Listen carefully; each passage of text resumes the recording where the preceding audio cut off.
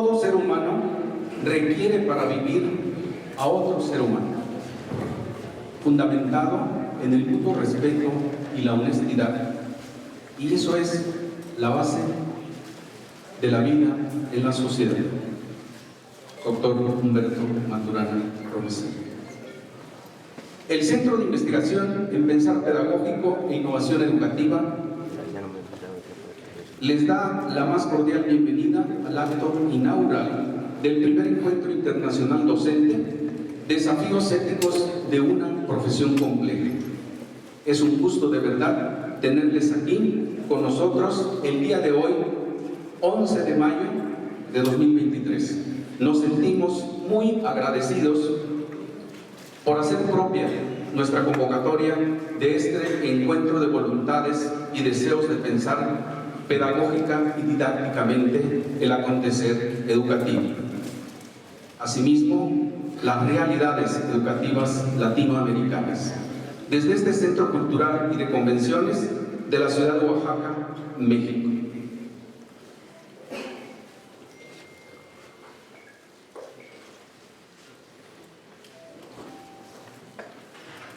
Nos acompañan en la mesa de presidio la maestra Justina Camacho Monjaraz, titular de la unidad de la Secretaría de la IEPO y representante de la Secretaria de Educación del Estado de Oaxaca, Delfina Elizabeth Guzmán Díaz. Muy bienvenida, es un placer tenerla con nosotros.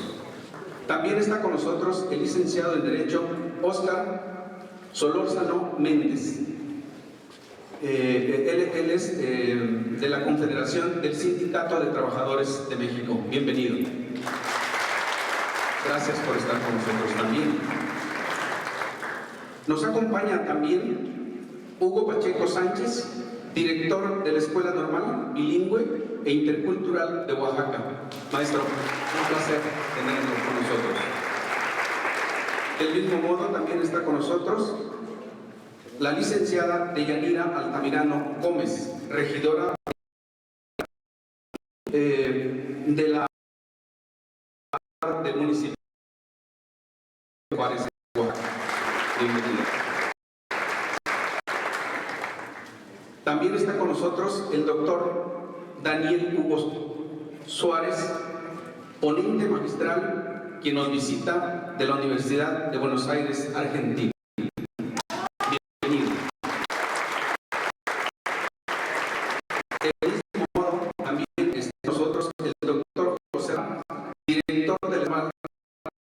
Tengo en estado de México.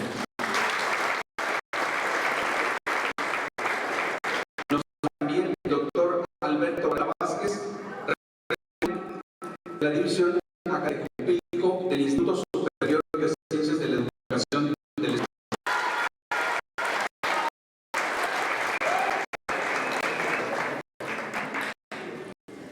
También está con nosotros el doctor Luis Alberto Morales Arias, del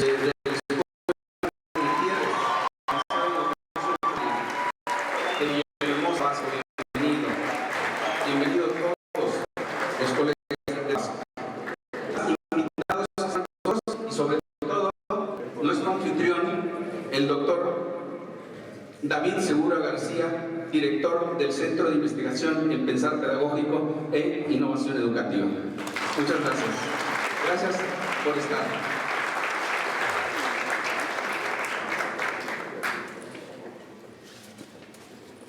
La verdadera tarea política en una sociedad como la nuestra es criticar el funcionamiento de las instituciones que parecen ser neutrales e independientes.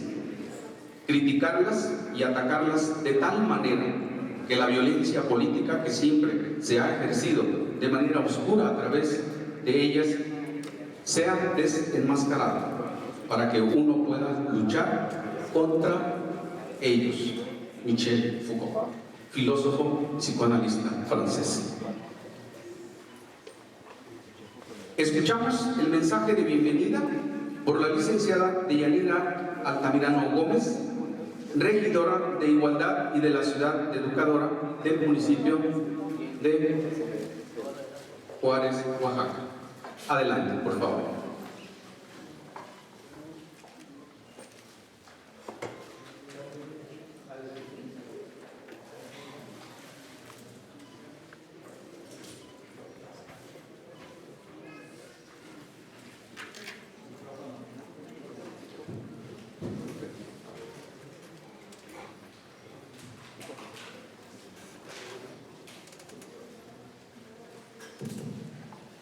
Bueno, buenos días a todas y a todos. Es un gusto estar con ustedes, un gusto. Bienvenidos sean a su casa, Oaxaca, y sobre todo, bueno, ahorita estamos en el municipio de Santa Lucía del Camino, pero también, pues, la capital, que es Oaxaca de Juárez. Pues la pandemia nos ha dejado un impacto significativo en el sistema educativo a nivel mundial. Y ha generado una serie de desafíos en el ámbito educativo que aún debe abordarse. Durante los confinamientos que se han producido, una interrupción significativa en la educación formal e incluso muchos estudiantes han experimentado una desconexión completa de los sistemas educativos en general. Como respuesta a esta crisis, la Oficialía de Educación de la UNESCO en México, Rosa Goldberg, hizo un llamado para desarrollar nuevas pedagogías que sean más solidarias y puedan atender a la diversidad y al pluralismo. Así, desde diversas áreas hemos decidido atender este llamado transformando a nuestro entorno en un agente educador. Como un agente de formación continua para la sociedad. Ha sido que el año pasado, el municipio de Oaxaca de Juárez se incorporó a la Red Internacional de Ciudades Educadoras. Desde la perspectiva de una ciudad educadora, es necesario establecer redes interinstitucionales para la construcción de la desde las infancias y juventudes actuales, entendiéndose como un ejercicio de construcción de ciudad. Es necesario transformar la realidad que vivimos y esto se llevará a cabo conviviéndonos como sociedad para prevenir la educación, prevenir la relación entre nosotros como ciudadanas y ciudadanos del mundo.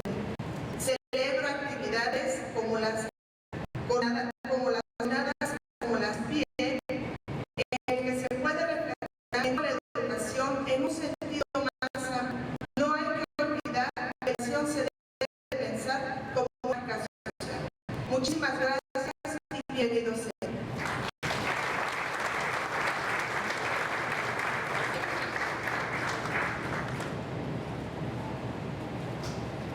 Pues, ofrezco una atenta disculpa por la omisión del doctor que nos acompaña también en el presidio, Mars Arriaga Navarro, director general de materiales educativos de la SEP y además conferencista magistral con nosotros. Muchas gracias.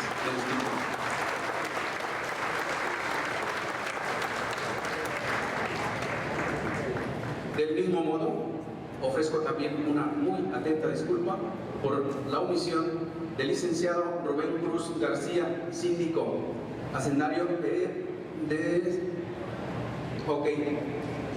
Camino, y que viene en representación de nuestro presidente municipal. Muchas gracias. Te ofrezco una disculpa. Bienvenidos todos. También está con nosotros, a él ya lo nombré, al maestro Hugo Pacheco Sánchez. Sí, ¿verdad? Bienvenido. Gracias, Muchas gracias. Los profesores que me salvaron y que me hicieron, y que hicieron de mí un profesor, no estaban formados para hacerlo. No se preocuparon de los orígenes de mi incapacidad escolar. No perdieron el tiempo buscando sus causas, ni tampoco sermoneándome. Eran adultos enfrentados a adolescentes en peligro. Se dijeron que era urgente. Se zambulleron, no lograron atraparme. Se zambulleron de nuevo, día tras día, más y más, y acabaron sacándome de allí. Y a muchos otros conmigo. Literalmente nos rescataron. Les debemos la vida. Daniel Benavent, escritor y profesor francés, en su libro Mal de Escuela. Y justo en este momento escucharemos el mensaje que nos trae el doctor Mars Arriaga Navarro, director general de materiales educativos de la Secretaría de Educación Pública. Por favor.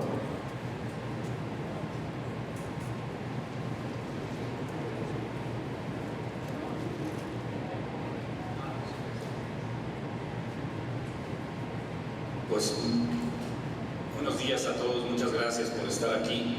Son momentos muy peculiares ante un cambio de un modelo educativo, de un paradigma educativo.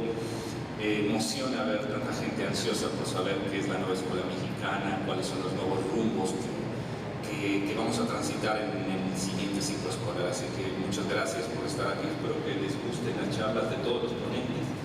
Es un gusto conocerlos. Y disfruten el evento.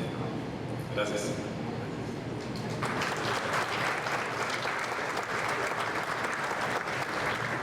Al niño le gusta la naturaleza y le encerraron en el aula.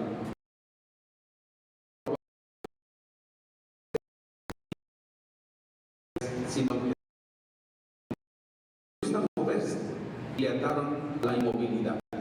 Le gusta manejar autos y le pusieron en contacto con el mundo de las ideas. Le gusta usar las manos y solo le dejaron trabajar con su cerebro. Le gusta hablar y le obligaron al silencio. Quisiera razonar, quisiera buscar y se lo ya masticar. Quisiera usar las manos y inventaron el pedagogo suizo y teórico de la escuela activa. Escuchamos también con mucha atención el mensaje de la maestra Justina Macho, monja titular de la unidad de la Secretaría de la IEPO y representante en esta ocasión de la Secretaría de Educación del Estado, Delfina Elizabeth Guzmán. Por favor.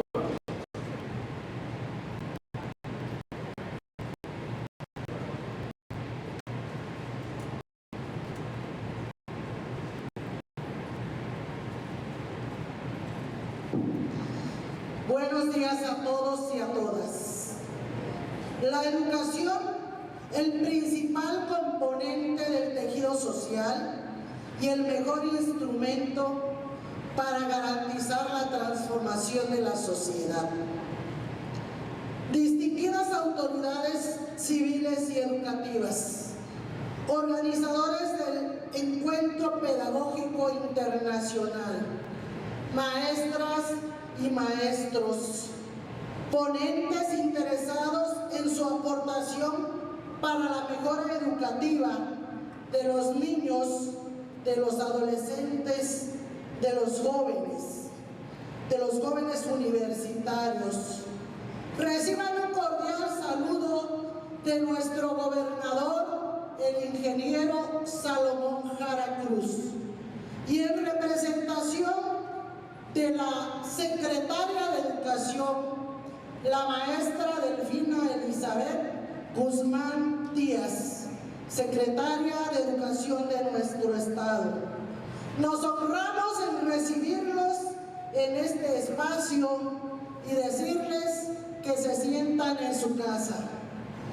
Bienvenidos a la tierra del Benemérito de las Américas, don Benito Juárez García. Hoy se ha abierto un nuevo momento histórico desde el magisterio, las organizaciones sociales y las universidades. Luchamos por una educación emancipadora y liberadora. Constatamos que estamos ante la posibilidad de abrir nuevos horizontes y de iniciar un nuevo tiempo en la educación de nuestro país y en el mundo.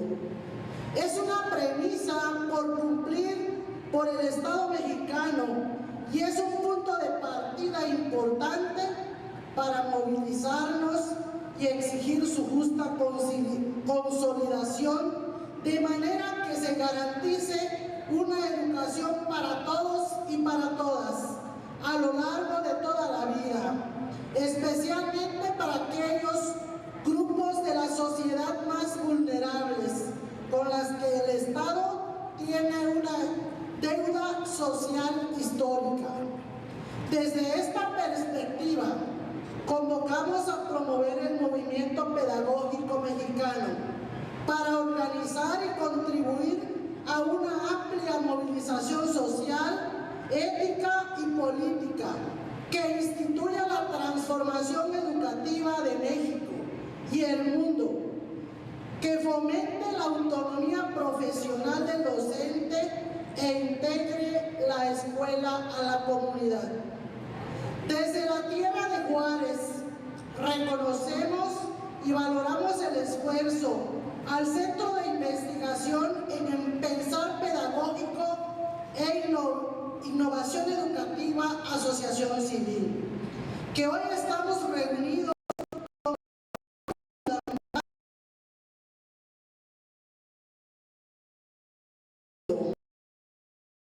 Oaxaca es un disfrute de su estancia, y a nombre del gobernador del estado y a nombre de la Secretaría de Educación Pública, hoy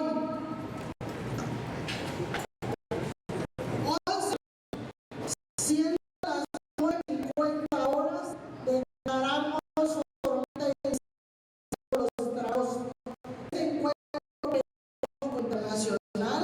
Los beneficiados sean nuestros jóvenes, sean nuestros estudiantes, porque es el México que merecemos, necesitamos y que todo fluya en beneficio de la educación. Muchas gracias.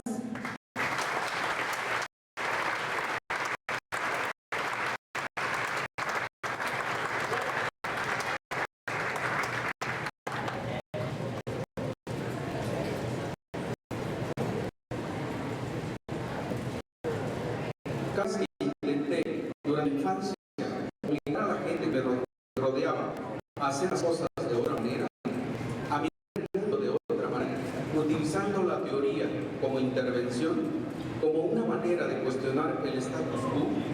Me castigaba. Recuerdo mis intentos, siendo muy pequeña, de explicarle a mi madre por qué creía que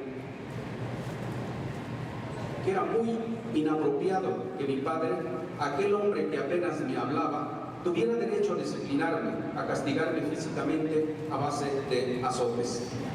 Su respuesta vino a sugerir que estaba perdiendo la cabeza y que necesitaba castigos más frecuentes. Bell Hooks, escritora y activista social feminista, enseñar a transgredir. Escuchamos con atención nuestro mensaje también de nuestro director general del Centro de Investigación en Pensar Pedagógico, el doctor David Segura García. Adelante.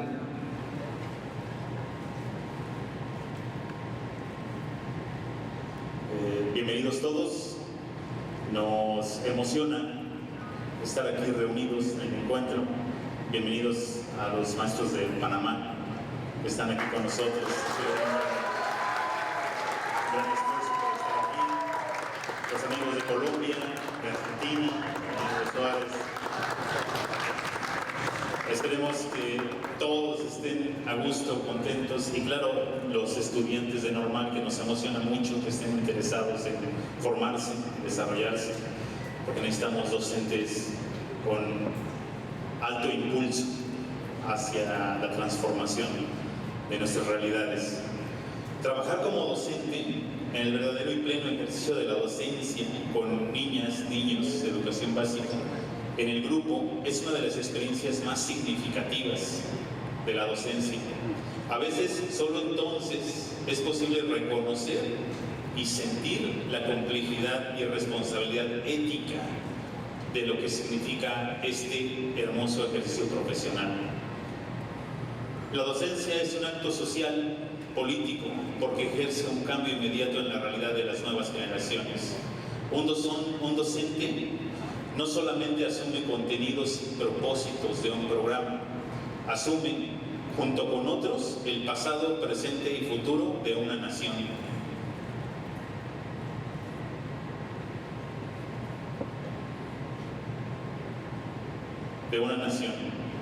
Sin embargo, históricamente, muchos creen saber cómo debe ser nuestro trabajo, creen saber lo que necesitamos o los contenidos y ejes que debemos trabajar y cómo trabajarlos. Incluso determinan qué necesitamos de los docentes. La UNESCO, por ejemplo, en octubre de 2016 señalaba desde sus estadísticas, como es su costumbre, que el mundo necesita 68.8 millones de docentes para cumplir los objetivos de su Agenda 2030. 24 millones para educación primaria y 44 millones para educación secundaria.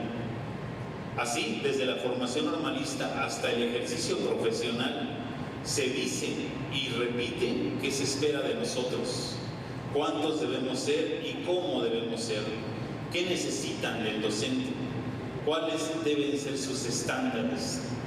Tienden a solicitar informes, reportes, compromisos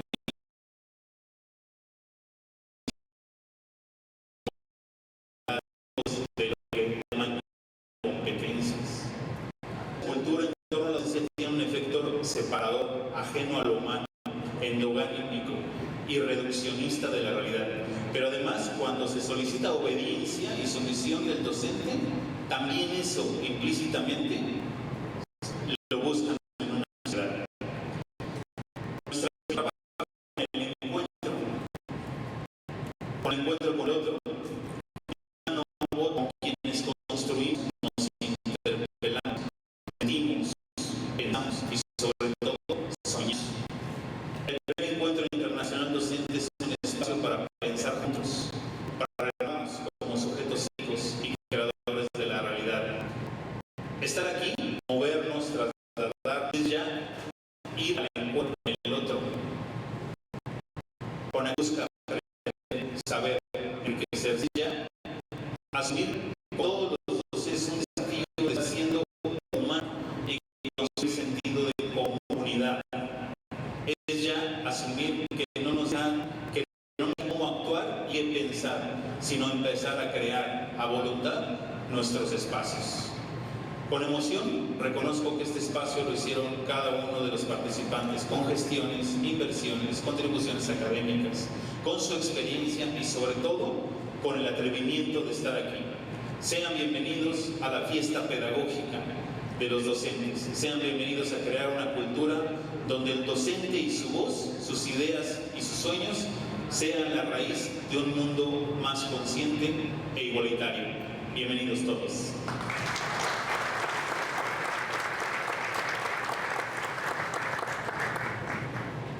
La clave para la renovación de la educación reside en la renovación del modo en que se educa a los educadores.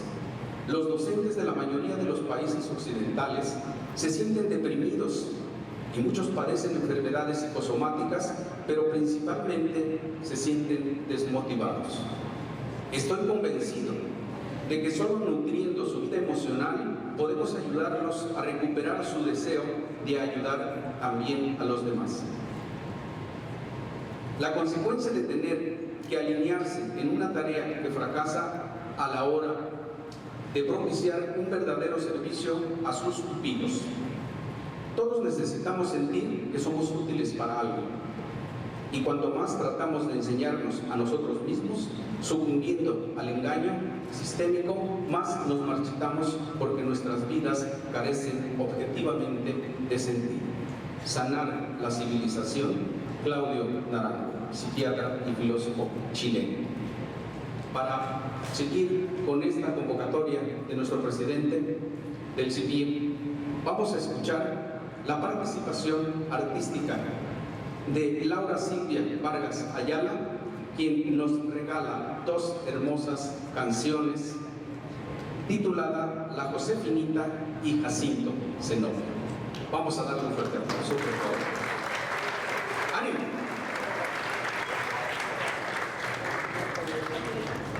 De todos ustedes en el presidio, voy a pasar por aquí. Me congratulo, me siento honrada, agradecida por esta invitación, maestros, por estar aquí presente con todos ustedes, con toda esta energía que se siente maravillosa.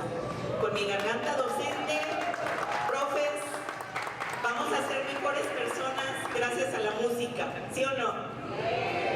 los niños hay que enseñarlos a cantar. Bueno, pues, originaria de Monterrey, pero vivo en Michoacán y vamos a interpretarles una de las pirecuas más representativas en todo el mundo, nuestra querida Josefinita. Si Calderón de la Barca dijo que la vida es un sueño y los sueños son, nuestra Josefinita también dice una filosofía hermosa que espero que a todos los asistentes. Adelante.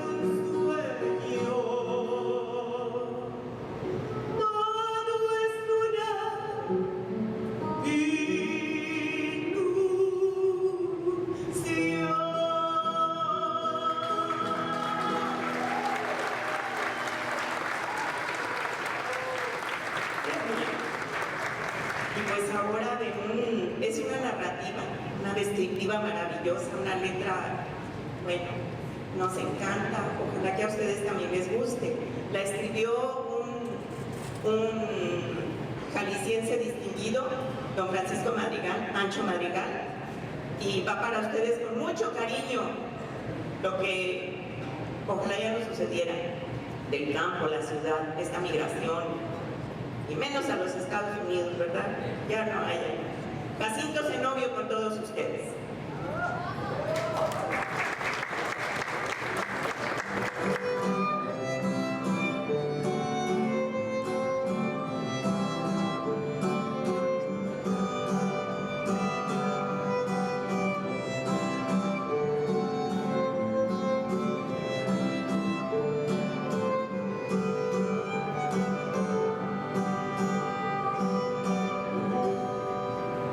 En la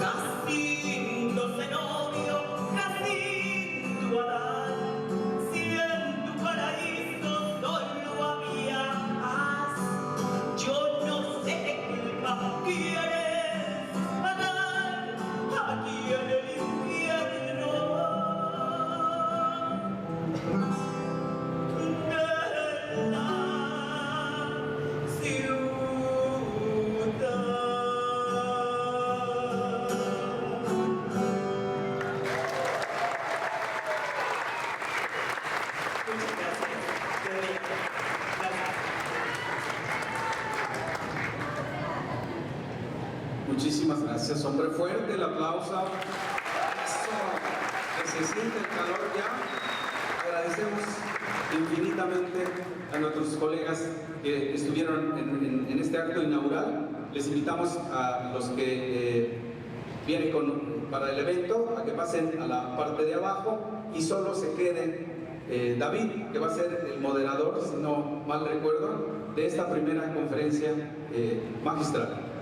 Así que vamos un poco retrasaditos en el tiempo, según la programación. A las 11 estaríamos con los talleres, 11:30, ok, ahí vamos a ir haciendo algunos ajustes. Les ofrecemos una atenta disculpa por ello, siempre nos rebasan los tiempos. Entonces pónganse cómodos, pueden respirar tranquilos. Enseguida, conferencia de este día. Muchas gracias. Gracias a los chicos de acá del sonido. Muchas gracias.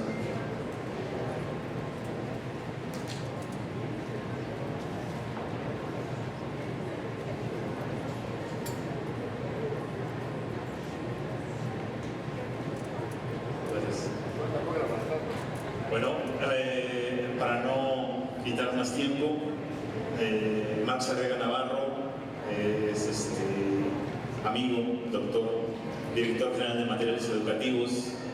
Me gustaría leer todo su currículum, pero nos vamos a llevar mucho tiempo. Solamente me gustaría decir que Max está promoviendo, está construyendo, está generando este gran impulso de la nueva escuela mexicana. Todo lo que hacen los docentes en la escuela primaria tiene que ver con su pensamiento, con sus ideas, con su creatividad, con todos los esfuerzos que desde hace mucho tiempo conozco, que me aprecio de ser amigo, no sé, para mí él es un amigo, un referente de docentes, de maestros, de doctores que están haciendo algo por la realidad. Sin más preámbulo, yo cedo la palabra. Max, muchas gracias por estar aquí. Yo sé que hay muchas actividades que tienes y sería un espacio para acompañarnos, lo cual agradezco infinitamente. Le cedo la palabra para que inicie su intervención. Bienvenido. Muchas gracias.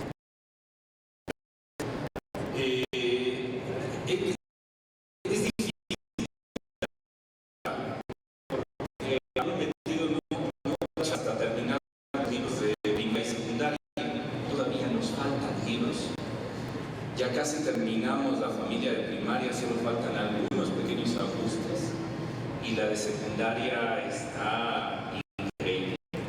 Y es muy difícil la charla porque aquí hablaré de miles de personas que mostramos sus ideas, compartieron, dialogaron a través de asambleas en todo el país, y que en las convocatorias para libros de texto así más de 3,000 de los compañeros de todas las partes de la República Mexicana, y que con ellos nos construimos estos materiales educativos. Esa es una de las grandes luchas y triunfos que va a tener la nueva escuela mexicana. Los libros de texto gratuitos se repartan en las primarias, secundarias, públicas y privadas de este país, aunque no solo a través de círculos rojos académicos, ni editoriales transnacionales, sino fueron realizados por maestros frente a grupo, que por primera vez en muchos años se escuchó su voz, y no solo se escuchó, sino quedó reflejada en esas hojas de papel de los materiales educativos. Entonces eso para nosotros es un gran cambio, porque estos libros no es de la élite académica déspota que va a marcar los rumbos de la educación, sino de los maestros frente a grupo que gracias a su praxis educativa pues han logrado cristalizar ese gran reto de la nueva escuela mexicana. Entonces les digo, es difícil esta charla porque diré cosas y a veces se asume, y lo agradezco, que hablo en primera persona, pero en realidad atrás de ello hay un dialogismo con miles de maestros en el país que apoyaron en esta gran transformación que es la nueva escuela mexicana. La charla va sobre los obstáculos y resistencias para la implementación de la nueva escuela mexicana. ¿Qué se nos viene en los siguientes meses? Va a tocar varios puntos, vamos a tratar de profundizar un poco en el hecho de la lectura como una estrategia básica para la nueva escuela mexicana. Va a tocar sin duda cuestiones de didáctica, de pedagogía, de ciencias políticas, de comunicación. Inicio. Los cambios en las políticas públicas educativas han generado dinámicas en la cultura escolar que deben ser consideradas para la implementación del plan de estudios y el uso de los nuevos materiales educativos.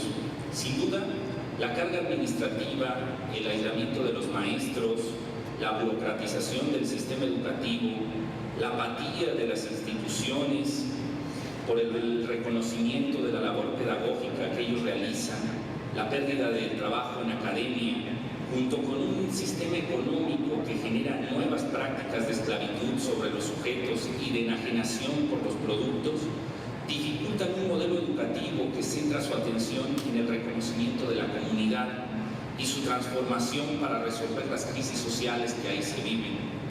Los medios de comunicación y las campañas publicitarias insisten en que su praxis es solidaria y busca una democratización de los servicios, los productos y las tomas de decisiones.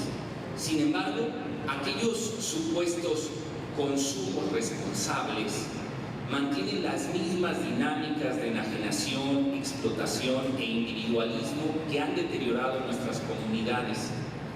El ámbito educativo no es la excepción.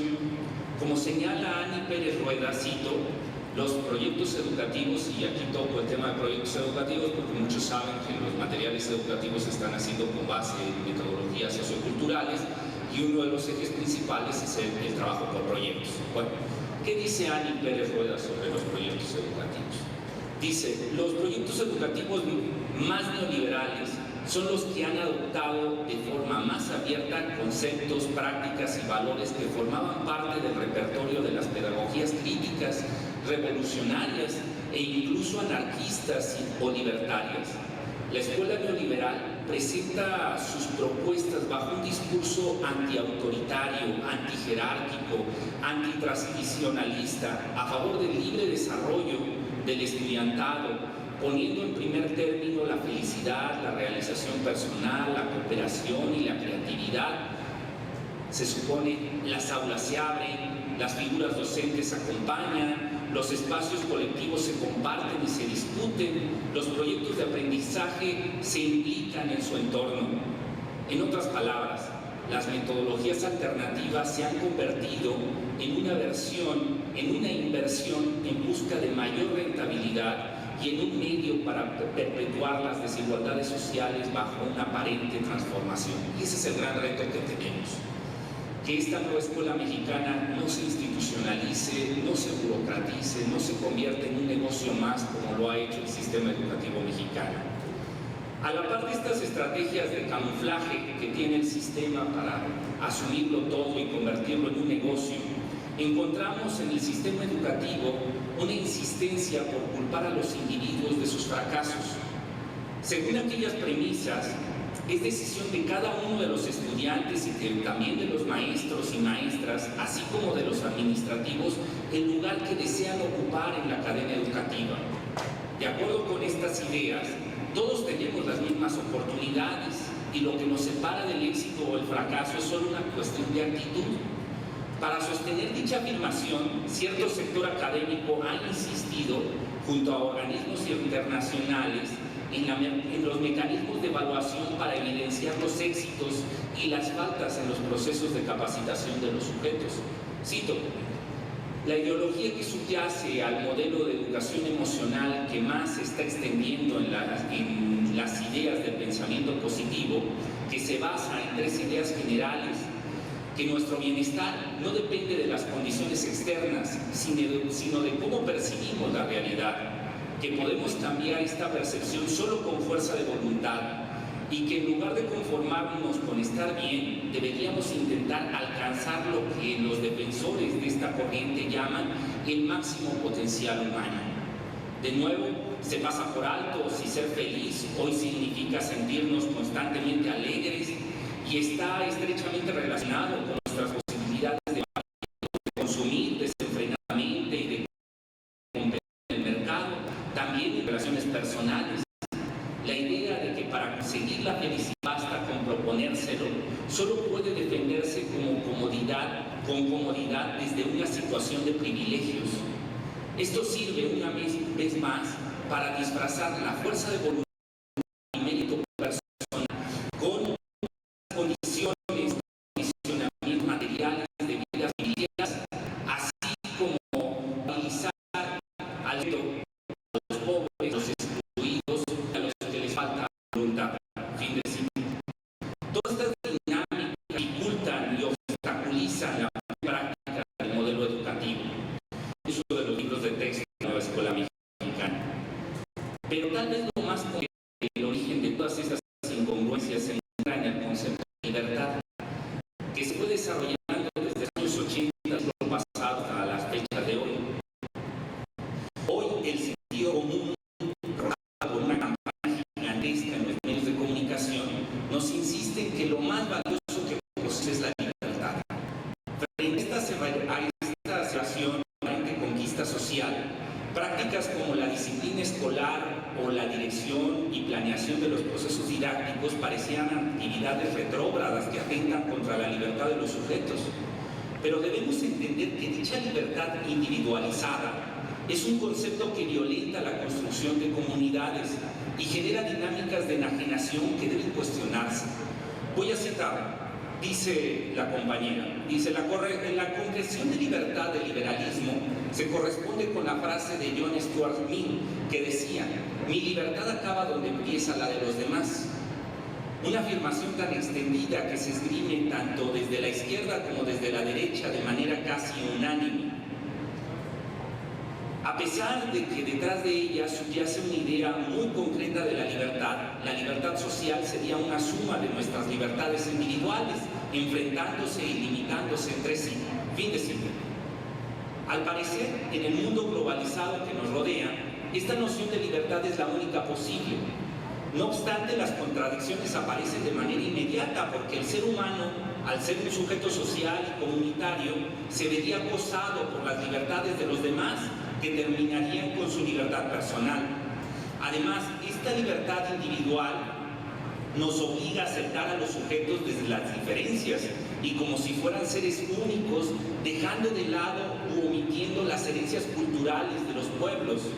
Ello también nos obliga a asumir que todos nos encontramos en constante construcción como sujetos flexibles e inacabados, sin que en esa formación medie el aspecto social y nos logremos percibir como el resultado de una labor comunitaria en donde han participado múltiples voces que nos han marcado y que ello impactaría en la herencia cultural que hemos recibido. Así, parece que lo que promueve el sistema es un alejamiento de los sujetos para que sus libertades tengan espacio de crecimiento. Aquí resulta valioso y necesario preguntarse si habrá otras maneras de entender la libertad, una libertad colectiva, una libertad social y comunitaria que no centre su atención en una propuesta individualista, meritocrática y clasista que se justifique en la aparente búsqueda de la identidad. La libertad como una conquista colectiva, tal y como lo describe Bakunin, cito, la libertad del individuo es incrementada y no limitada por la libertad de todos. Solo soy libre cuando todos los seres humanos que me rodean, hombres y mujeres, son igualmente libres. Lejos de limitar o negar mi libertad, la libertad de los demás es su condición necesaria y su confirmación. Solo soy libre en el verdadero sentido de la palabra, en virtud de la libertad de los demás, de manera que cuanto mayor es el número de personas libres que me rodean y cuanto más amplia y profunda y extensa es su libertad, más profunda y amplia será la mía. Fin de cita.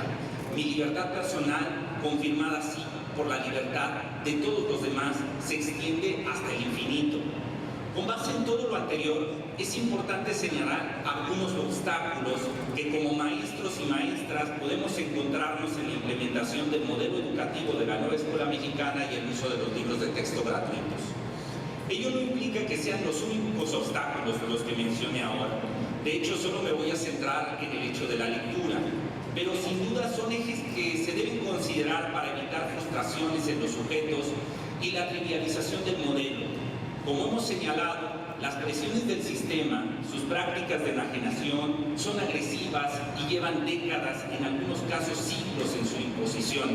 Es por esto que generar un pensamiento de ruptura que permita diseñar un discurso contrahegemónico que contrarrestre las prácticas colonialistas llevará mucho tiempo y se debe empezar por pequeños gestos e insistir en algunos principios que deben ser irrenunciables.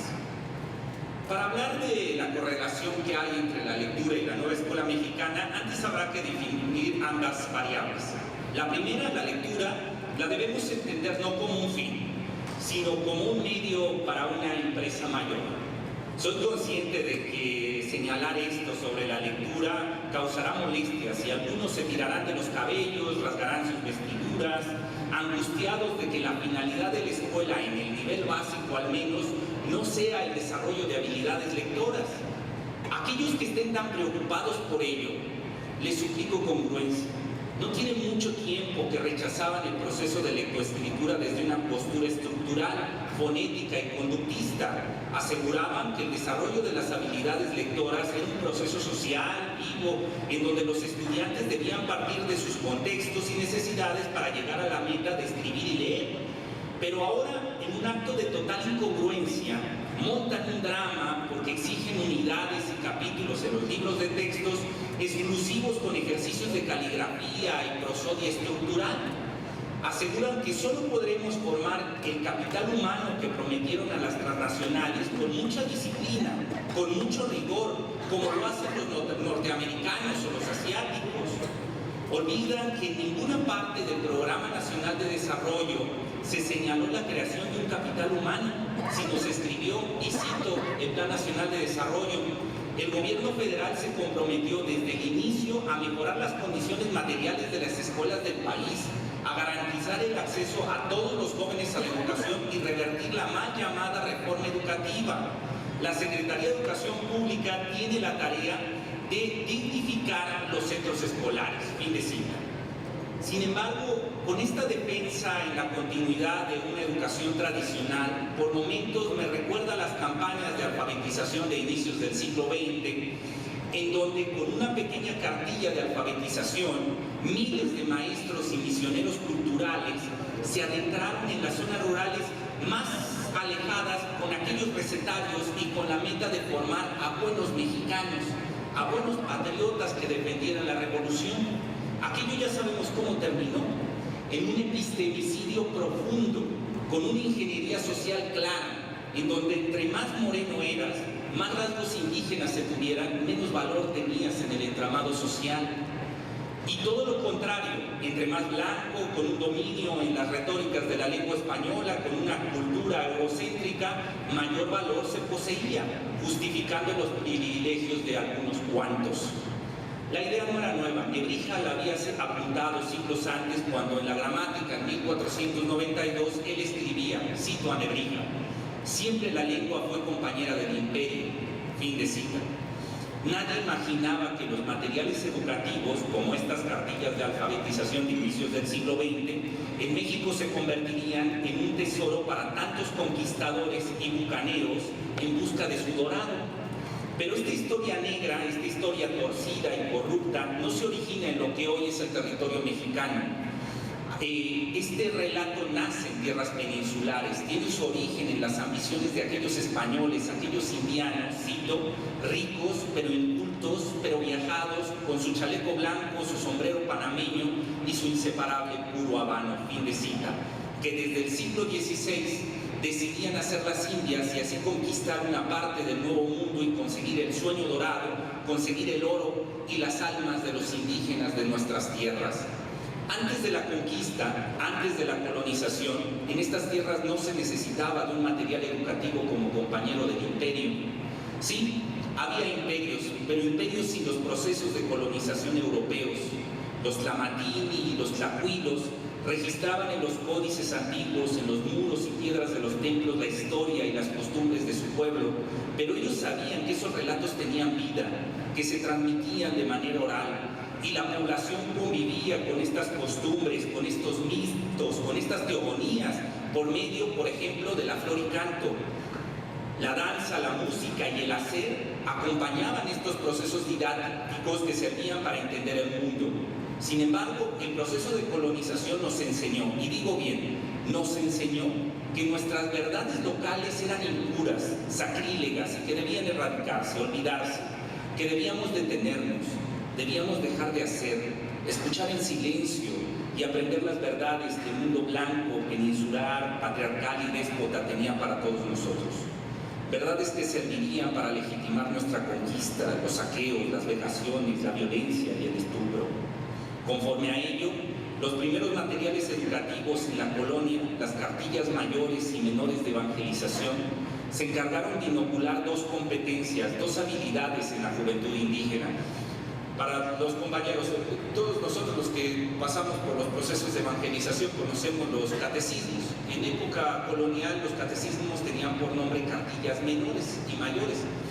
Y cuando uno lee esos catecismos es muy peculiar, porque uno esperaría, bueno, que se hable de la palabra de Dios, ¿no? Y que empieza el proceso de evangelización, o sea, que se centre en una cuestión teológica, pero no es así. En esos catecismos, en esas cartillas, se genera todo un proceso didáctico para formar dos habilidades en los sujetos. Ambas competencias eran básicas. Se encargaron de inocular dos competencias, dos habilidades en la juventud indígena. Eran estar quieto y guardar silencio. Todos los ejercicios tenían esa meta, que el sujeto pudiera estar quieto y que pudiera guardar silencio de lo que estaba diciendo el misionero. Podría escribirse que fue la primera capacitación para formar capital humano en las Américas. Así, los jóvenes esclavos coloniales cambiaron sus ritos, sus danzas, sus saberes por una actitud silenciosa y meditabunda, una sumisión respetuosa propia de sujetos domesticados. Y ahora bien, podríamos pensar que hemos superado aquellas épocas en donde el Estado promovía esta ingeniería social para justificar los privilegios de algunos. Pero ese tufillo autoritario sigue ahí. Y muestra de ello es la insistencia por aplicar técnicas en el desarrollo de la lectoescritura centradas en la disciplina, de manera homogénea en todo el país, donde el español siga considerándose como la lengua del Estado o la lengua del imperio. No exagero, ayer mismo, bueno, en la semana pasada, se publicó una nota del bloque opositor, donde Guevara Niebla señala esto en la nota. Dice Guevara Niebla: ¿México es o no es una nación? ¿Los habitantes de este territorio somos mexicanos? ¿La identidad nacional puede ser opcional? Esta incertidumbre surge de la lectura de los documentos sobre planes de estudio de la Secretaría de Educación Pública y otros escritos de académicos desorientados que niegan a la nación y afirman con frescura que en el nuevo modelo educativo comunitario la SEP no va a fomentar la unidad nacional. Pero la SEP insiste en fragmentarnos al inventar mexicanidades diferenciadas y en organizar la educación en torno a las comunidades, excluyendo toda referencia a la nación. Como consecuencia, en los documentos oficiales están ausentes las instituciones nacionales que nos unen, como el Estado, y los intereses que nos cohesionan, como la economía nacional. Fin de cita. No me detendré mucho en este pensamiento único que insiste en la idea de un solo México. Y este se define al capricho de los que acaparan las riquezas de nuestro país. Tan solo apunto que a través de denuncias como la de Guevara Niebla o la de Carlos Ornelas en el Universal, se esconde la promesa del bloque conservador que a su regreso al poder, la rectoría del Estado en educación se va a ejercer con mayor dureza, porque esperan recuperar el tiempo perdido y los espacios, aplicando una política centrada en el despotismo. El tiempo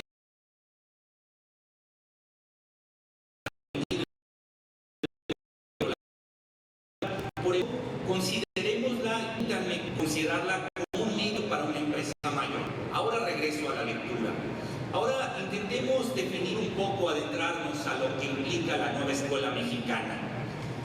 Algunos desean que la nueva escuela mexicana solo sea pedagógica. Otros la entienden como postura epistémica. Los más alarmados como un uso político. Los tres sociólogos y políticos la reprueban. porque no se ajusta a los cánones tradicionales, porque es contraria a los globales, y todo ello lo usa para asegurar y vaticinar su fracaso. Aquí, con humildad y sin ánimo de confrontar, advierto que su ánimo sensor es una miopía, lo posibilita para ver las relaciones interdisciplinarias de la nueva escuela mexicana, así como las intenciones transformadoras, revolucionarias de la propuesta. Repito, sin el ánimo de confrontar. La nueva escuela mexicana nunca prometió ser una continuidad al modelo educativo neoliberal. Por lo tanto, las faltas que observan son los espacios donde se gesta la transformación. La nueva escuela mexicana nunca prometió una coherencia positivista eurocéntrica, sino una reivindicación del papel docente en donde afloraran sus saberes como un cúmulo de información que va desde la familia, atraviesa su cultura y termina con su praxis educativa. La nueva escuela mexicana nunca propuso continuar con las líneas de privatización educativa. Nunca se señaló que su diseño ayudaría a los empresarios educativos en su labor filantrocapitalista para abrir más escuelas privadas, comercializar más libros de texto, crear más capacitaciones para el capital humano de sus escuelas maquilas. Si hubieran asistido a alguna de las docenas y docenas de asambleas convocadas por la Federación, por los estados, por sindicatos o por los mismos grupos de maestros, se hubieran enterado que la nueva escuela mexicana se acordaba como una estrategia que frenara las políticas neoliberales implementadas desde los años 1983. Es decir, la nueva escuela mexicana se definió en aquellos acuerdos asamblearios como una política pública anticapitalista. Ahora bien, desde su carácter en construcción y desde estas tres perspectivas, la pedagógica, la sociológica y la política, que no son las únicas, porque habría que sumarle la línea filosófica, en especial la ontológica, la línea lingüística con la retórica y la línea psicológica con la neurociencia, la línea administrativa con la gestión escolar, solo por referir las líneas principales de discusión que se entablaron en aquellas asambleas, pero aceptando el relato conservador, que asegura las deficiencias de aquellas tres perspectivas. El error en su acto de censura radica en aislar a la nueva escuela mexicana bajo los principios eurocéntricos de aquellas áreas, pensándola como un enfoque cerrado, como un producto terminado, como un discurso concluido. Es un error pensar a la nueva escuela mexicana como un discurso monológico, como una postura monocultural que impone una visión única del mundo.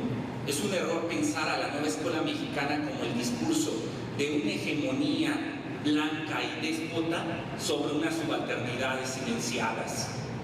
Ahora bien, estudiando a la nueva escuela mexicana desde otras premisas, será más sencillo entenderla y podrá ser evidente que aquello que tanto se censura y de lo que intentan hacer escarnio forma parte de los otros principios bajo los cuales se pensó la nueva escuela mexicana.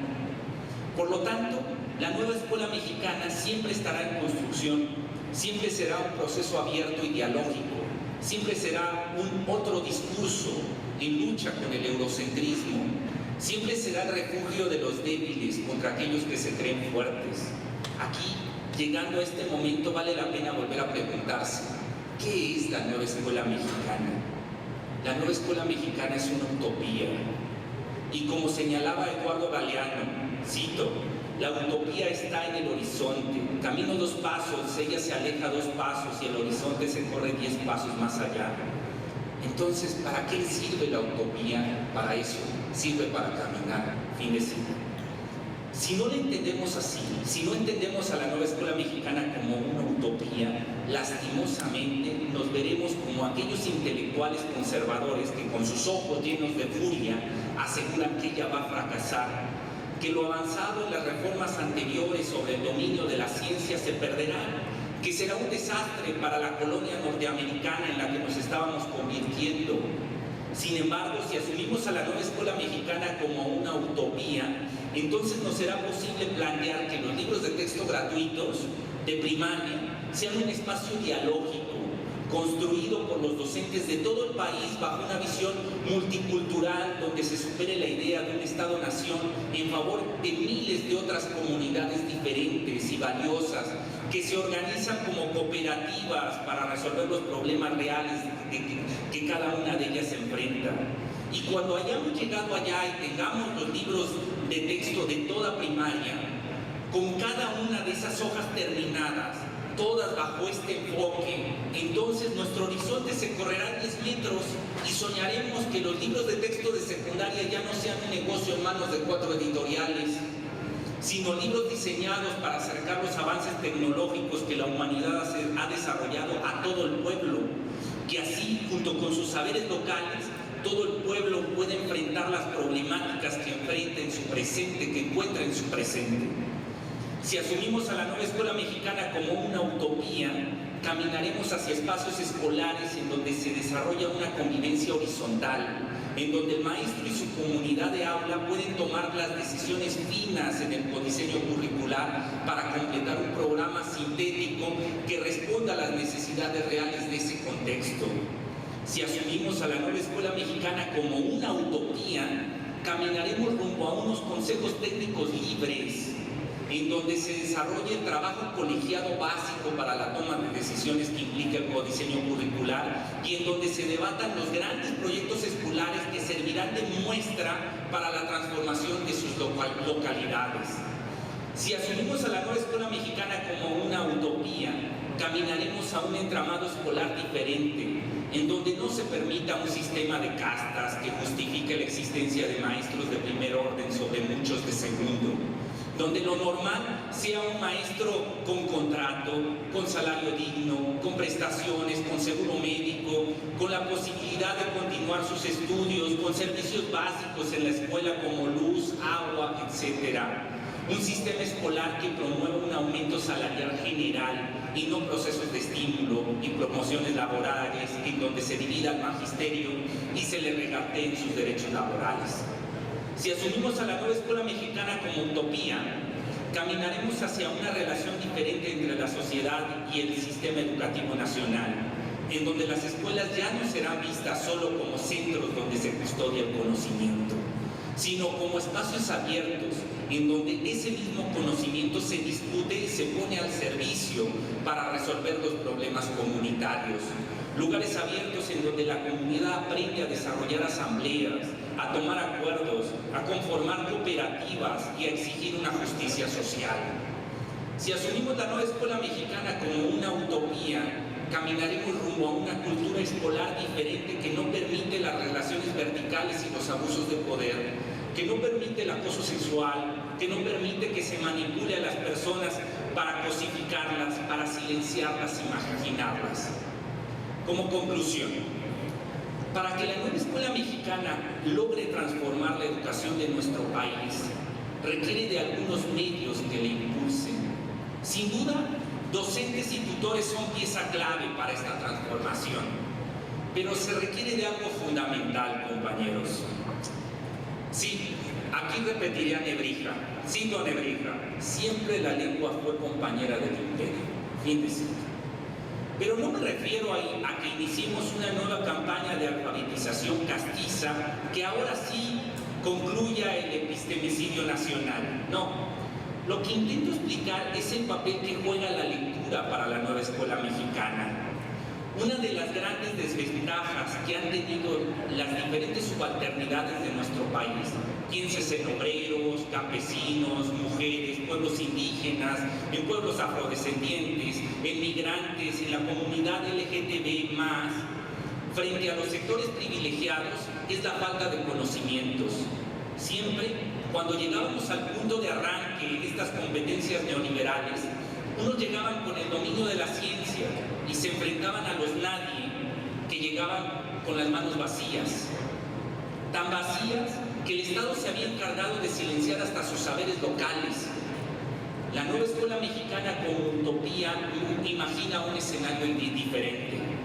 Un escenario en donde los nadie llegan con cada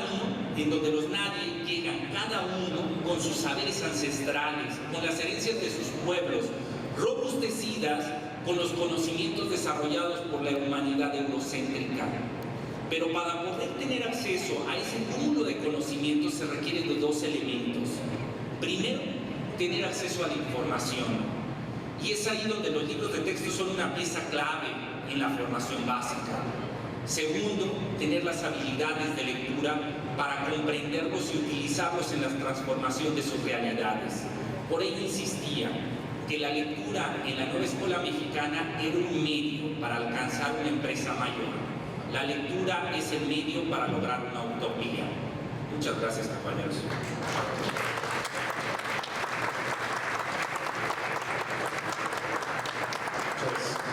Muchas gracias. En este momento vamos a ceder la palabra para aquellos que quieran plantear alguna pregunta, algún comentario después de las palabras del doctor Marcos Arriaga Navarro. Allá, por favor. Y luego, este lado.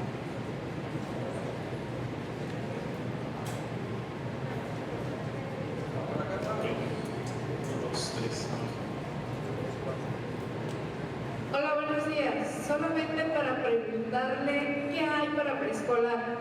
Hablaba de los libros de textos de nivel primaria, secundaria, pero no mencionó preescolar. ¿Qué nos puede comunicar de preescolar? Sí, compañera, como usted creo que tendrá presente, esto ha sido una serie de conquistas.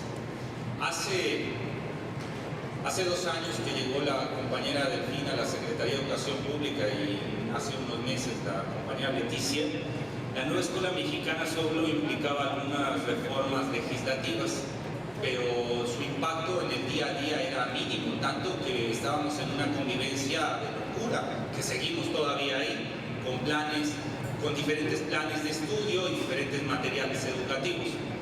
De 2 años para acá, y en ese momento no se veía como una prioridad el que hubiera un plan de estudios sobre la nueva escuela mexicana, ni unos programas, y menos aún libros de texto coherentes con aquel cambio legislativo. Fue gracias a nuestro presidente que estuvo impulsando a la Secretaría que saliera de ese letargo, que iniciamos las asambleas, y eso dio pie a hacer un programa de estudio, un plan y unos programas de estudio con base en lo que se discutía, en lo que se acordaba en esas asambleas, y sale un plan de estudios. El noviembre pasado, del año pasado, se toma por fin la decisión de que se llegara hasta las últimas consecuencias desarrollándose los libros de primaria de educación básica. Iniciamos por primaria. Son 6 materiales por grado, son 36 títulos que se desarrollaron y pues seguimos avanzando. ¿A qué me refiero? ¿Por qué no menciono preescolar? Porque todavía no hemos llegado ahí. Estamos ahora viendo cómo se aterrizan los programas de estudio que ha diseñado la Secretaría de Educación Pública en el caso de telesecundaria.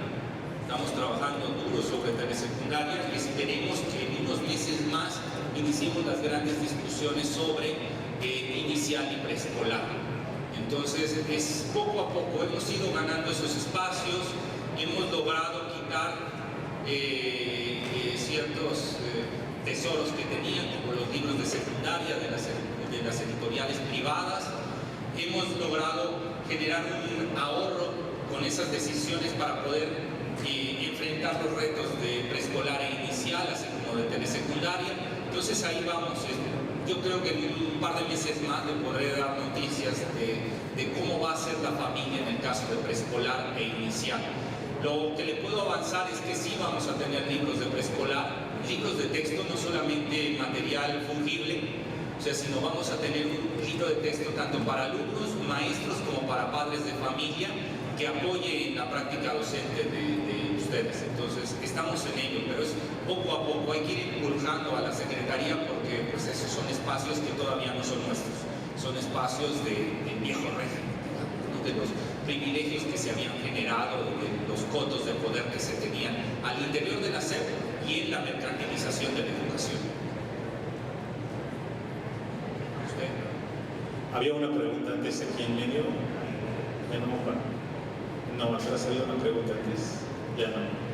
Levantó la mano. Bueno, ok, adelante.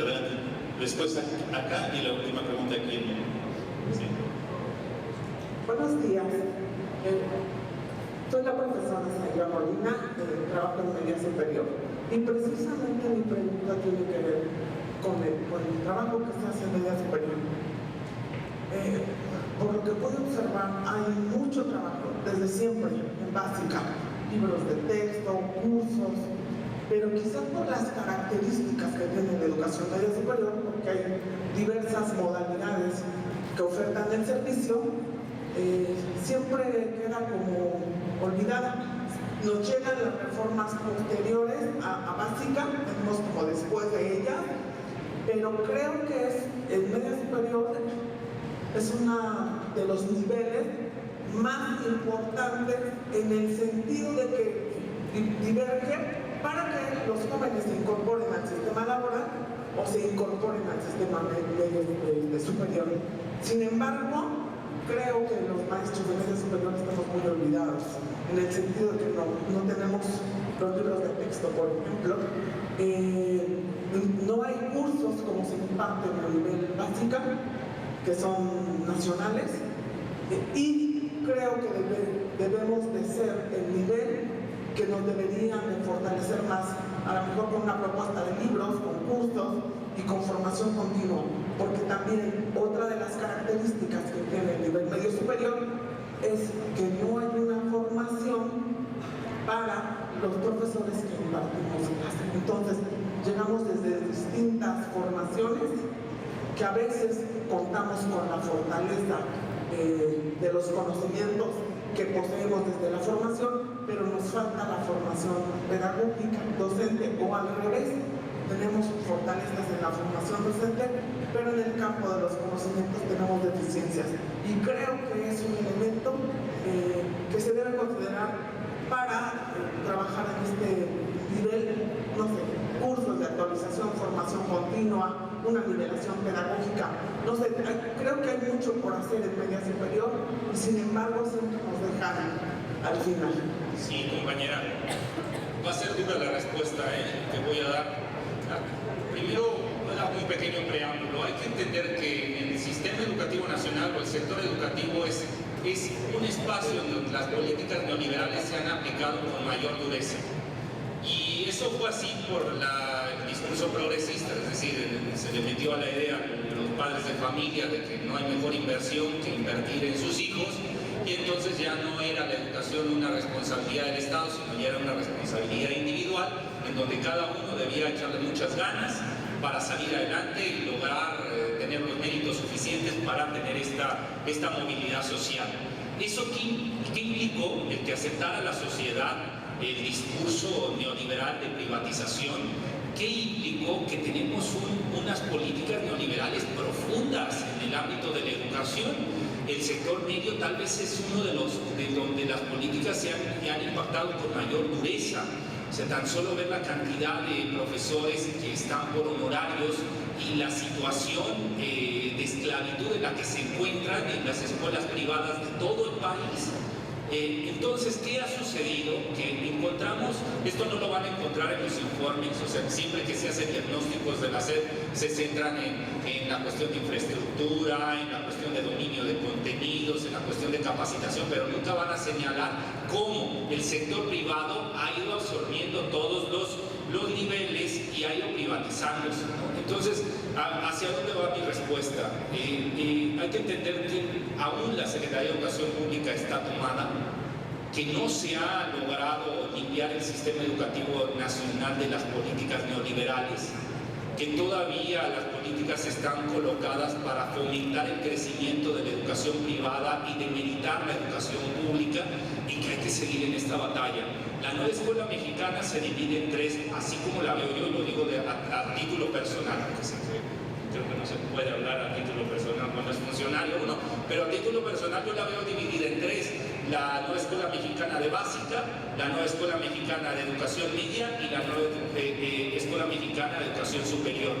Y hay en estos movimientos de transformación, hay pequeñas islas que están sirviendo como puntas de lanza de transformación en el sector superior, sin duda la reforma de los normalistas, es un punto de lanza hacia todo el sistema, los institutos de educación superior, de cómo debería hacerse una reforma educativa en el sector superior. En el caso de educación media, me cuesta trabajo decir un área, diré telebachillerato, que están intentando cosas, y que también telebachillerato por su vínculo hacia la educación popular era un buen lugar para iniciar, muy cercano a telesecundarias, es un lugar pequeño, pero un lugar que siempre se pensó desde la comunidad, desde la situación de tener una relación de la escuela con las crisis sociales, y en el caso de básica, pues los materiales educativos, los libros de texto. Entonces hay que seguir avanzando, hay que seguir empujando que las demás unidades que están alrededor de ellas se permiten estas nuevas políticas y que no centren sus decisiones en favorecer al sector mercantil en la privatización de nuestra educación. O sea, decir, bueno, está bien, se están abriendo más escuelas de educación media privada, pero ¿y las públicas cuándo? ¿Cuándo van a haber una reforma que tenga que ver con lo laboral del magisterio, donde se quiten estas castas, donde pareciera que somos o son los maestros de educación básica de segunda o de tercera frente a educación media o educación superior? Y dentro de esos subsistemas, otros sistemas de casta, donde no es lo mismo ser de la UNAM que ser del Politécnico, que ser de la Universidad Autónoma de Ciudad Juárez, que no es lo mismo dentro de la Universidad Autónoma de Ciudad Juárez ser un profesor tiempo completo con base a ser un profesor por honorarios que cubre una pasantía de la escuela a una persona por honorarios que tan solo está por un contrato semestral. Un sistema de castas horrendo que hace que nos dividamos y que no nos enfoquemos en el principal problema, que cuál es la privatización del sector educativo. Si no hacemos que le quitemos de las manos a los empresarios de la educación el botín de la educación, esto no va a cambiar. Hay que seguir impulsándolo hasta que se logre. Esa es mi respuesta. Entonces es pesimista porque no veo indicios en educación media claros de que eso que usted solicite se esté implementando. Vamos a ver, la compañera Nora Rubalcaba está haciendo cambios, veremos hasta dónde llega, pero la compañera tiene unos cuantos meses ahí, esperemos que marquen la línea de qué va a hacer en educación media. Escuchamos las tres preguntas juntas. Está el maestro, luego está atrás y el ángel. Adelante. Buenos días a todos, gracias. Me parece que estamos en un momento histórico muy importante. Mi pregunta va en el sentido de los docentes. En realidad, yo creo que desde el poder hoy, el poder que se está creciendo aquí en el país es distinto. Evidentemente es distinto la manera en cómo se está tratando a los maestros.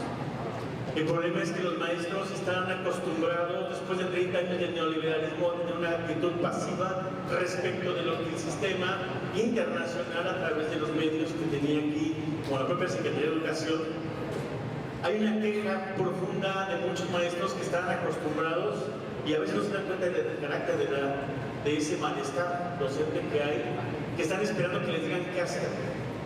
Hay un vacío espantoso de 30 años en las que se vació el espíritu de lo que es ser docente en realidad, de asumir el rol activo, el rol comunitario, el compromiso con la sociedad y con un desarrollo distinto. Me parece que sí hay un vacío por parte de la Secretaría de Educación Pública respecto de cómo contagiar, cómo informar. Me parece que hay poco.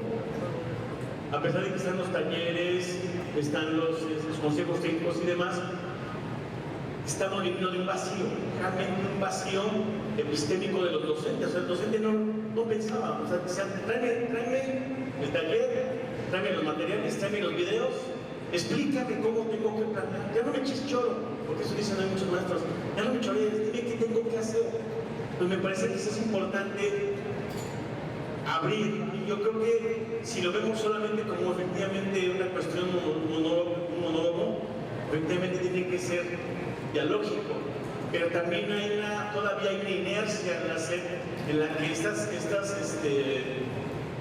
consultas que se dan, de repente se siguen dando como se daban antes, ¿no?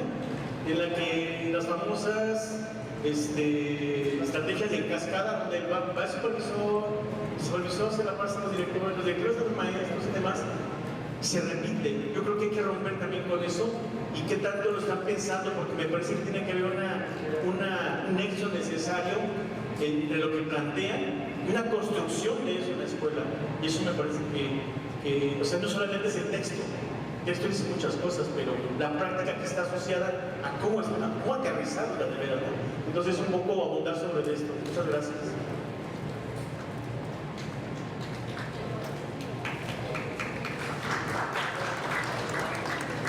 Buen día, pues sobre todo gracias por la oportunidad, por contagiarnos de su idea. He de decir yo que estoy contagiada y que no me equivocaba. Sin embargo, concuerdo mucho con el maestro. Soy docente de educación preescolar y consejo a consejo es lo mismo. Existe esa cascada justo de la que nos habla el maestro, en donde no nos llega ni el vapor, se nos va, porque ya no llega absolutamente nada a las escuelas. Existe justo esa denuncia, existe esa desinformación en la que seguimos en esa idea de querer recibir. Lo voy a relacionar con mi experiencia como estudiante del ICEN. Cuando a mí empiezo a estudiar en el ICEN y me dicen, tú vas a hacer tu investigación y tú vas a hacer tu proyecto, y no hay un boceto, no hay una guía, en un primer momento para mí fue un choque. Y yo dije, ¿cómo? ¿No me van a decir cómo hacerlo? Pero fue la experiencia la que me permitió reconocer que existe una investigación en el movimiento, pero los docentes no estamos listos para eso. Esas políticas están impermeadas en nosotros. Concuerdo definitivamente en que sí, es maravilloso que los materiales de texto pues estén en base a estos congresos y demás, pero existe un reto mayor que es en cómo va a llegar a cada mente, ¿no? Como este mito de la taberna, ¿no? Hoy usted que ya salió de esa taberna viene y nos dice, ¿no? Y yo podría decir que también ya salí de esa taberna, pero la barrera está en cómo contagiar a los demás a que salgamos de la caverna, ¿no? Entonces, concuerdo con el maestro y lo dejo como esa observación. A mí me encantaría que cuando sea el momento de preescolar, al preescolar de San Roque de Villa Victoria del Estado de México, nos citen a las maestras para ser parte de eso. Sin embargo, no nos enteramos de eso, ¿no? Y qué maravilloso poder encontrarnos con usted y saber y escuchar de su municipal. Muchas gracias.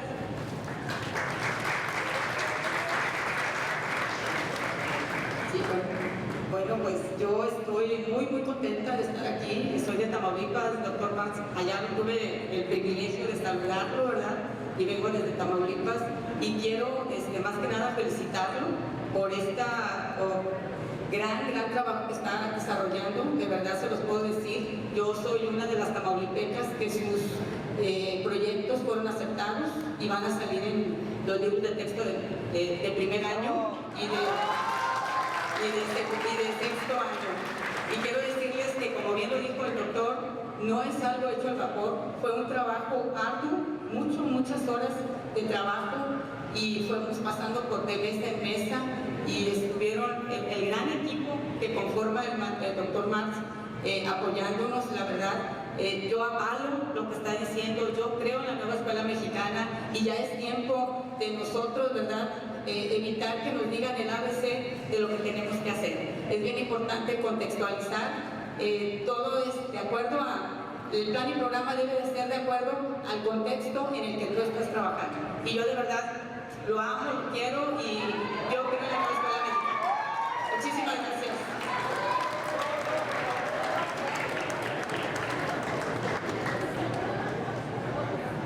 Buen día a todos los presentes, su servidor José Luis Herrera Peralta. Soy docente de acá del estado de Oaxaca, de educación básica, al igual que mis compañeras y compañeros de las autoridades. Les damos la más cordial bienvenida a estas tierras ancestrales, una de 16 naciones, en donde nos peleamos el título de la invención del maíz. ¿Sí? Significa que aquí en el Valle de Tlacolula y en Tehuacán, Puebla, se inventó el maíz. Nada más para que vean las contribuciones de estas culturas ancestrales a todo el mundo. ¿Sí? Así que bienvenidos. Quiero agradecer y felicitar al maestro Marx Arriaga Usted sabe que aquí en Oaxaca somos muy críticos y muy rebeldes, ¿sí?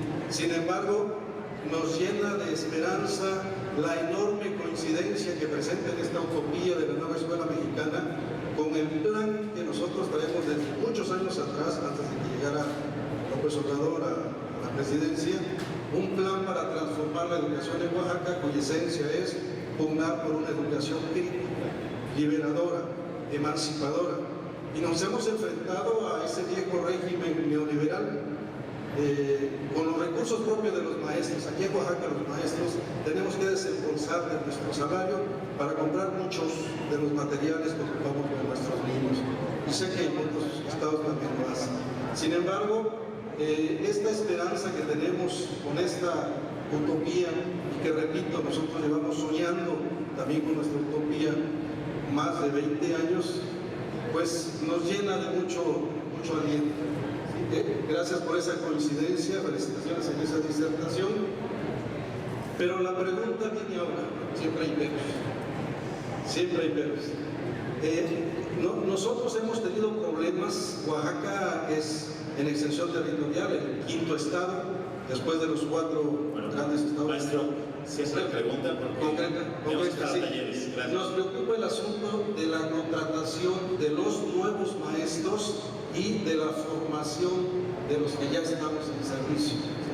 Vemos que ahí todavía hay ciertas políticas del viejo régimen neoliberal que entendemos que no es competencia directa del presidente, que pues está batallando en el Congreso para hacer muchas de sus reformas institucionales.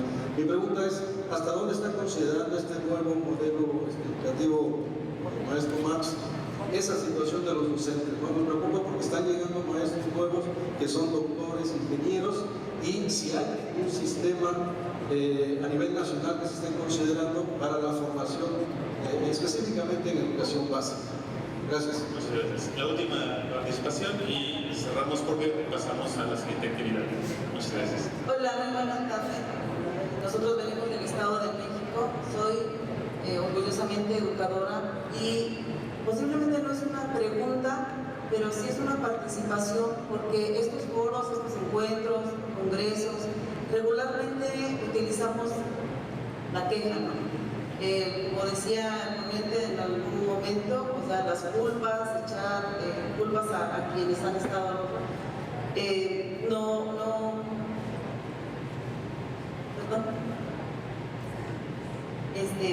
o sea, no es para ir avanzando. Mi situación aquí es hablar, porque regularmente la política económica, las políticas sociales, las políticas partidistas nos llevan a tener estas situaciones en la materia educativa, los que estamos en este gremio, materia educativa, y a dar seguimiento a lo que cada sexenio, como es el plan de desarrollo tanto sectorial, nacional, estatal, vamos acudiendo y dando seguimiento a esa parte. Pero hacer esto con los representantes, en este caso, por ejemplo, de materiales educativos, donde aquí hay maestras, donde han tenido la posibilidad de participar en esos foros, en esos encuentros, donde ahora la maestra pues, nos comenta que va a tener pues, a bien que se lea lo que ella en su participación, y de otros maestros que es primera vez que los maestros están considerados no desde el escritorio, sino de la praxis, ¿no? Entonces, yo a lo que voy es, todo esto que en otros países sí se hace, esa movilización de los recursos para que el Estado provea tanto a los formadores de educación, lo que comentaba la maestra, como el nivel preescolar, donde se tenga que tener esa visión que desde antes del nivel preescolar también son los primeros momentos de la vida y son parte medular y es la base de lo que sigue en la educación profesional de cada uno de los individuos. Hace rato también comentaban que la educación pues es el componente del tejido social, un componente tan importante a lo mejor como otros sectores, ¿no? La salud, pero la educación es importante. Concluyo en comentar, ustedes como autoridades sí consideren que las escuelas donde los alumnos se preparan para ser docentes, desde ahí también es la base. y que el nivel preescolar es un nivel muy importante porque también es base de la estructura en el futuro de la educación de todo un país, y lo que comentaba el doctor, también es una situación emocional donde a partir de ahí está sembrando actitud para el cambio y transformación social. Gracias. Les voy a pedir solo un favor. Concretamente la pregunta, y así hay más participación. Estaba primero la maestra y luego dejamos la palabra a un compañero que nos visita de Panamá para también saber su lectura de lo que escucha. Muy buenos días a todos, a todas. Soy Magdalena de Michoacán y sí, llegamos aquí porque hemos aspirado a una transformación educativa desde hace más de casi los 40 años. Entonces hoy vivimos un momento histórico porque tenemos la posibilidad legal de que nos den la autonomía por la que hemos luchado por muchos años. Creo que la autonomía es lo que nos va a salvar para hacer nuestras propias propuestas. Y más me preocupa que hay una disputa a nivel nacional sobre la educación. Una disputa de la derecha y va a estar dura y está muy difícil. El sexenio está por terminarse. ¿Qué va a seguir si no terminamos por lo menos la transformación de los materiales educativos de todo el sistema educativo y de los planes y programas de estudio? Ya nos queda muy poco, las cosas van muy lentas y creo también que estamos muy disparejos porque a lo mejor vamos a tener excelentes materiales educativos, muy buen plan y programa de estudio que nos toca una parte, nos corresponde el codiseño. Hay que convencer a los maestros que no tengan miedo y que empiecen a hacer sus propios diseños. Pero sí me preocupa la formación continua y la profesionalización. Ahí estamos muy disparejos. Entonces, puede ser que tengamos buenos materiales, buenos planes y programas, buen codiseño, pero el maestro no se ha formado, el maestro no está preparado para asumir estos nuevos retos y desafíos. Gracias y nos vemos en Michoacán porque las caravanas van a andar por allá. Gracias. De este lado, por favor. Acá, a la y le damos la palabra al doctor Marx. Ya tiene ahí un ensayo para responder. Muy buenos días. Primero que nada, darle las gracias a ustedes por la invitación. De parte de Panamá, viendo que el objetivo de todo es que los niños sean la base fundamental del futuro. Entonces, en base a lo que el compañero dice, aquí tenemos una persona ejemplar haciendo un trabajo, la profesora por acá que participó en esa confección de la nueva escuela mexicana. Pero ¿qué pasa si el trabajo de ellos se queda oculto en una cajeta? No sale. Debería llegar como así a todos los centros educativos por general. Entonces, allí cuando tengamos eso, podemos decir, vamos a trabajar con los muchachos. Pero viendo que aquí en México, igual que Panamá, no llegan. No sé cómo podemos hacer. Tenemos que nosotros mismos sacar para que el niño tenga un futuro. Entonces, es importante que el gobierno principal sea la base primordial, que apoye a estos docentes que nos encontramos en una aula de salud, para que los niños sean mejores. Así que las gracias les doy y que ustedes son los que confeccionaron, luchen para que esos libros lleguen a cada niño, para que esos niños sean mejores a nivel mundial, porque solamente en México no, México se prepara, pueden ir a trabajar a Panamá, a Estados Unidos, y ellos son los que van a darle vuelta al mundo, los estudiantes, nosotros. Por ejemplo, yo en este caso, estoy por acá. Si me preparara más, viniera a trabajar aquí, y esto es a nivel mundial. Así que de mi parte, muchas gracias.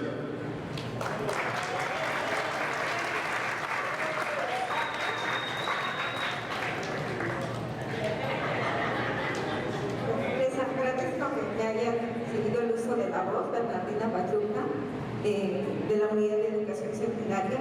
Doctor, nos preocupa en el equipo pedagógico de nuestra unidad el cómo los planteamientos iniciales de la nueva escuela mexicana en el caso de secundaria de alguna manera se van desdibujando.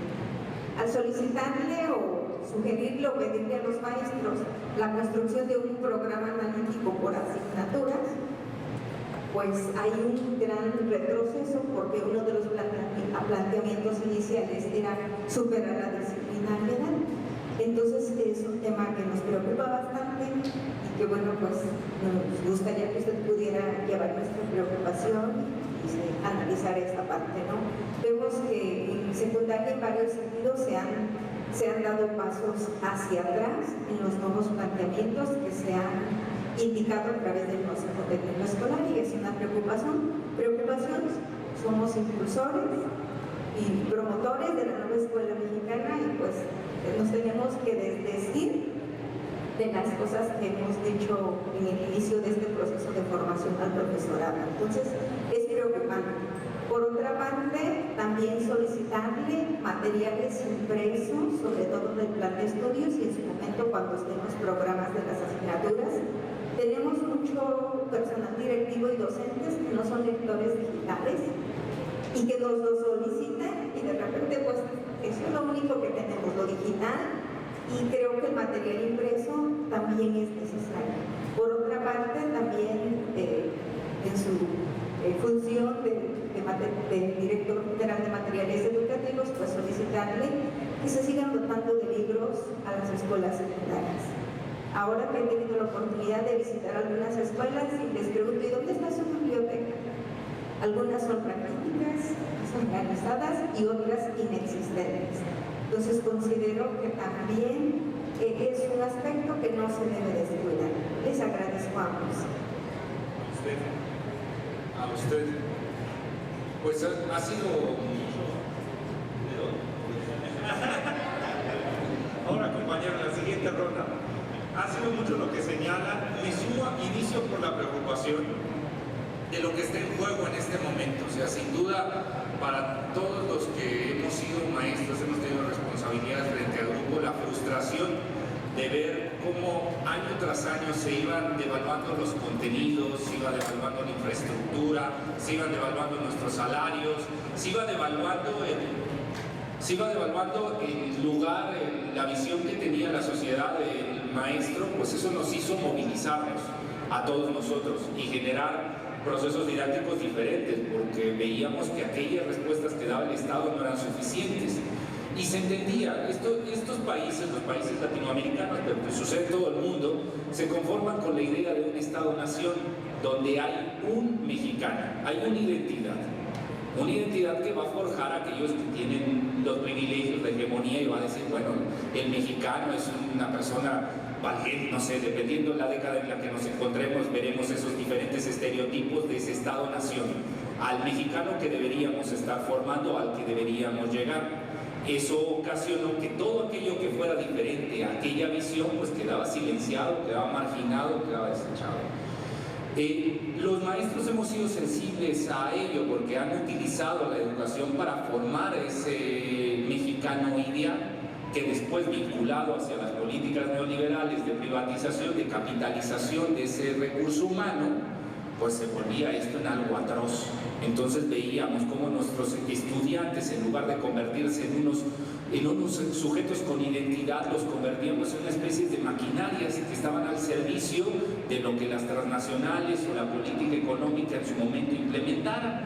Y frente a eso hubo resistencias. Desde los años 20 nos podemos ir con el normalismo rural o más atrás, de ejercicios de educación popular, donde se veía la educación desde otra perspectiva, no desde la idea de un Estado-nación homogéneo, sino desde las particularidades de sus comunidades. Y ahí entra mi preocupación con la compañera, de que ejercicios como el PTEO, el PTV, el PANAEC, las escuelas integrales, las altaminanistas, hasta las mismas federales, como podría ser telesecundaria o telebachillerato, ejercicios que nacieron desde la idea de una educación popular, se vengan abajo al fracasar la nueva escuela mexicana, porque será el pretexto que le daríamos a los empresarios de la educación para señalar, vieron cómo el modelo popular, el modelo crítico, el modelo activo no es la solución. La solución es dejar que los que saben, que los que tienen el poder, marquen el rumbo de la educación, que sean los empresarios los que digan cuál es el tipo de obrero que requieren, que sean las familias de bien las que digan cómo debería ser un padre, una madre, un hombre o una mujer, que digan a aquellos que tienen la hegemonía cómo debería portarse Oaxaca, Chiapas, Michoacán, Veracruz, Guerrero. Ese es el problema al que nos encontramos. La nueva escuela mexicana, como lo dijo bien la compañera, da el marco legal para que ejercicios de educación popular como ha sido el peteo y que lleva una avanzada de muchos años, se puedan implementar no desde la oscuridad, sino ya como un programa estatal.